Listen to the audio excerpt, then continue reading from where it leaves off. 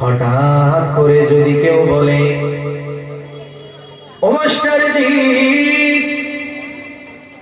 আপনি যে নামাজ পড়েন আবার মাস্টারগিরি করেন, এই যে সার্টিফিকেট দিতেছেন, আপনি আবার টাকা ঘুষ নিতেছেন, আপনার দিলে কি আল্লাহর ভয় না? ওই যে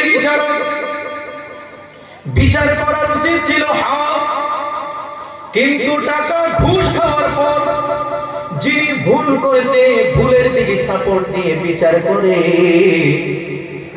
ওই জায়গায় যদি কেউ বলে, ভাই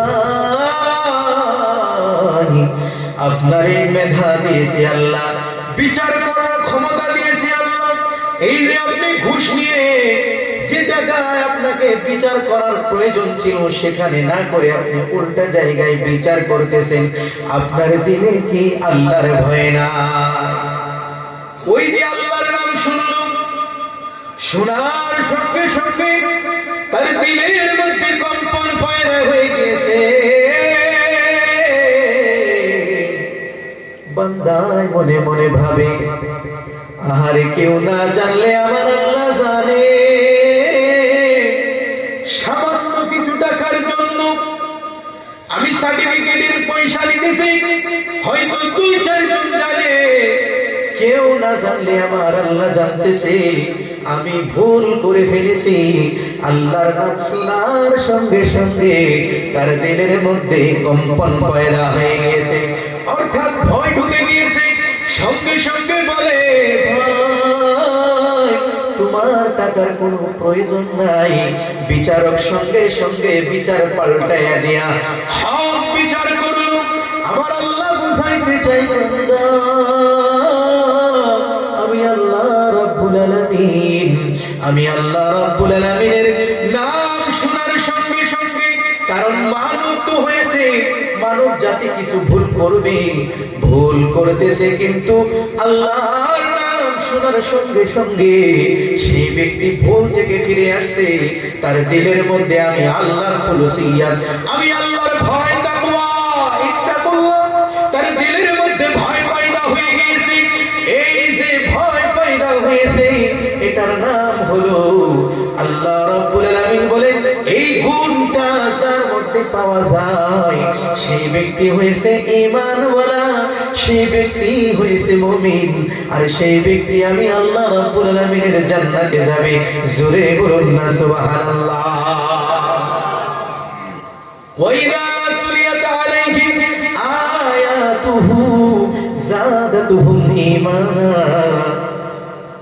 আল্লাহ রাব্বুল আলামিন বলেন, মুমিনের আরেকটা বৈশিষ্ট্য হলো, মুমিনের আরো একটা গুণ হলো, আল্লাহ রাব্বুল আলামিনের আয়াত নাযিল হয়েছে, আল্লাহ রাব্বুল আলামিনের কালামুল্লাহ পড়তেছে, এখানে কোন এক আয়াত আপনার সম্মুখে আসলো, যেমন মনে করেন হুজুর ওয়াজ করতেছে করতে করতে ট্রফিক এসে গেল যে আজকে থেকে আর জীবনে সুদ খাওয়া যাবে না, জিনা করা যাবে না।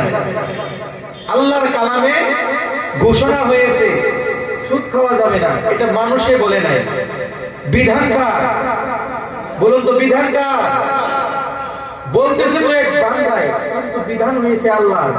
এই যে আল্লাহর কালাম, সাহাবায়ে কেরাম, আগের জামানায় সাহাবায়ে কেরামরা মদ পান করতেন, যেই মাত্র আয়াত নাযিল হয়ে গিয়েছে আজকে থেকে আর মদ পান করা যাবে না, সঙ্গে সঙ্গে মক্কার গলিতে গলিতে মদের নদী বেয়ে গেছে। জোরে বলুন না সুবহানাল্লাহ।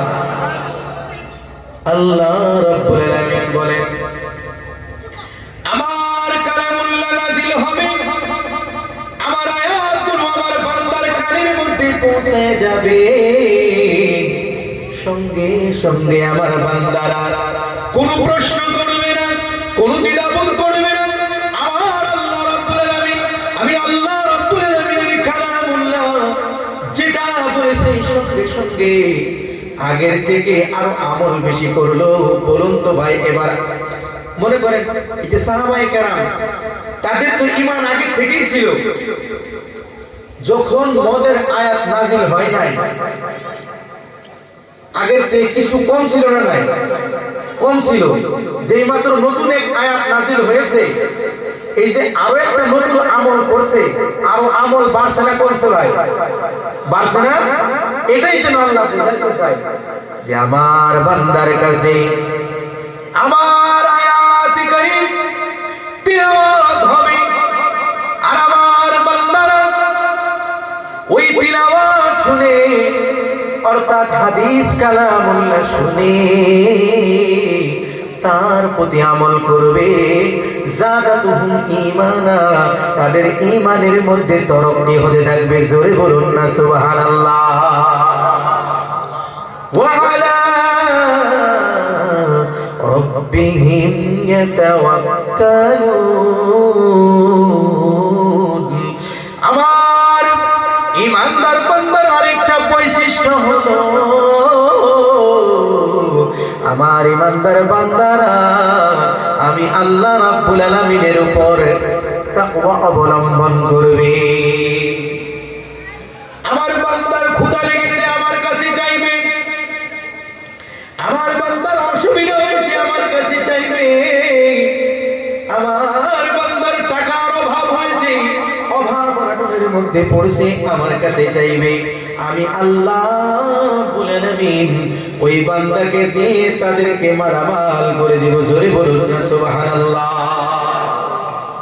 আল্লাহ রাব্বুল আলামিন বলেন, ওয়ালাউ আন্না আহলাল কুরআ আমানু ওয়াত্তাকাউ লাফাতাহনা আলাইহিম বারাকাতিন মিনাস সামাই ওয়াল আরদ ولكن كذبوا فأخذناهم بما كانوا يكسبون الله أكبر।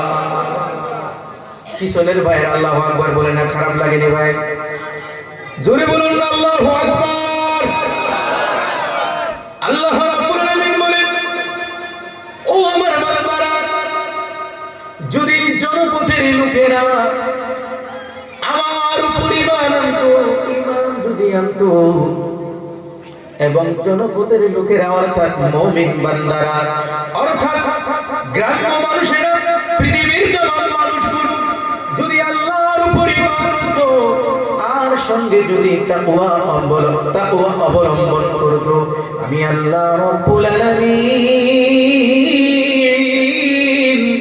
আসমান সমূহে যত পর্বতগুলো আছে, तमाम বরকতগুলো আমার বান্দাদের জন্য দুয়ার, বরকতের দুয়ারগুলো খুলে দিতাম। জোরে বলুন না সুবহানাল্লাহ। শুধু আসমানের দুয়ার, আসমানের রহমতের